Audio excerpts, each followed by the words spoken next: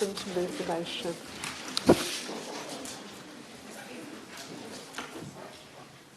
Thank you, Madam Chair. It's a pleasure to speak under your chairmanship today. Parents come in all shapes and sizes, and today I want to touch on the role of kinship care, and particularly for babies. Recently, a constituent came to my surgery to talk to me about his then 8-month-old niece.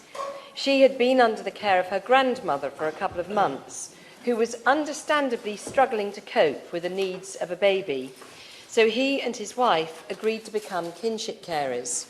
It was clear to me that they are both fully committed to raising their niece as their own daughter. But what was also apparent is that the level of support they received was almost zero. In order to formalise the kinship care arrangement, my constituents each had to take a week of paid holiday to undergo compulsory training and complete all of the administrative arrangements with the local authority. And then to be able to spend vital time with their now almost 1-year-old niece to build the secure bond that is so essential to the happy upbringing of any child. Both he and his wife were only eligible for unpaid leave from their respective businesses, both of which, I should add, are significant employers in the UK. My constituent pointed out to me that if they had been formally adopting this gorgeous baby, they would receive similar pay and leave rights to birth parents. And as it happens, both of their employers would be offering up to 39 weeks of parental leave at close to full pay. So my constituent, who also has older children of his own to support, had to choose between earning and parenting. Even if they were fostering this baby, they would have received an income from the local authority as well as ongoing support. This seems to me to be a completely unfair situation. Madam Chairman, it's estimated that 200,000 children in the United Kingdom who cannot live with their birth parents are being brought up by kinship carers.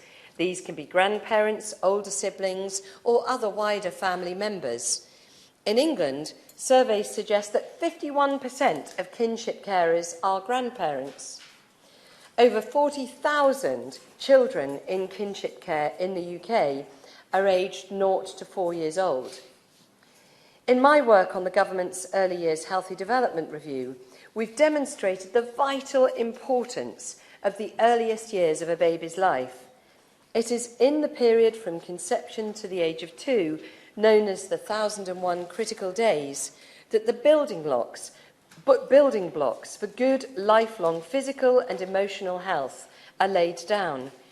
The quality of a baby's attachment to their principal caregivers will literally determine their lifelong potential. And in their 2021 State of the Nation survey, the charity Kinship reported that 96% of kinship carers expect that their children will be living with them permanently.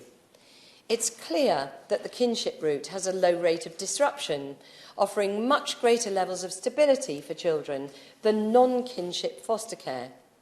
Additionally, there is less of a risk of placement instability, and the likelihood of emotional and behavioural difficulties for children are lower when they're in kinship care than when they are in non-kinship foster care. Where a baby is unable to stay with his or her birth parents, perhaps for reasons of death, mental health issues, incarceration, addictions, or other problems, then the younger the placement into kinship care, the greater the chance of a secure future for that baby or child. One of the key concerns raised by every parent and carer, including kinship carers, during the research phase of the Early Years Healthy Development Review was that parents and carers simply don't know what kind of support they might need. And even if they do know, they struggle to get access to the help that they're looking for.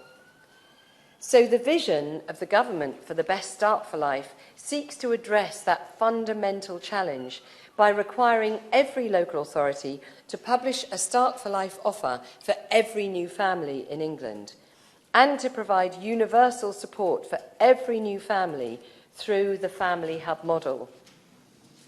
So in the spending review, I was delighted that the government announced a £500 million investment package to help every family right across 75 upper-tier local authority areas over the next 3 years.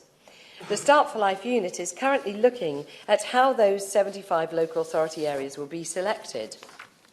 The spending review commitment includes £82 million for transformation of existing children's services into family hubs. It also includes £100 million for infant and perinatal mental health services, £50 million for parenting programmes, and another £50 million to develop breastfeeding support services, as well as a £200 million uplift for the Supporting Families programme.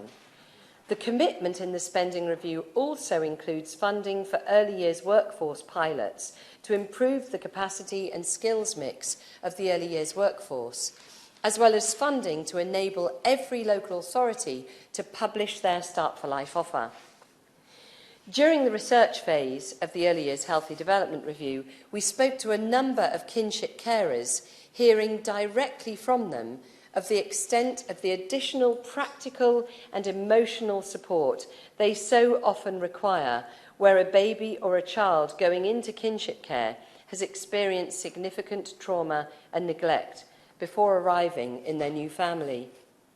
The review also heard that kinship carers, particularly when they're grandparents, can often face financial problems as a result of caring for a young baby or child. People who are kinship carers often step in to help just because it is the right thing to do for their broader family. But the sacrifice for them personally can mean having to give up work and make considerable changes to how they live. So clearly, for kinship care of babies to be a success, it's critical that there are both good quality joined-up services to support the parent and infant relationship, but it is also vital that employers step up to the mark and treat kinship care of babies the same they would childbirth or fostering or even adopting a baby. Before COVID, in working on the Employment Rights Bill as Secretary of State for BEIS, I was pushing the idea of flexible work as standard by every employer. Flexible working can include part-time, flexi-time, compressed hours, staggered hours, and job sharing. And since 2014, all employees have had the legal right to request flexible working, but it is still up to the employer whether to grant the request. And unfortunately, what we find in too many cases is that employees are afraid to request flexible work because they fear that they will be seen as not committed. And there is evidence that this can increase job insecurity, another reason why employees will be reluctant to request flexible working.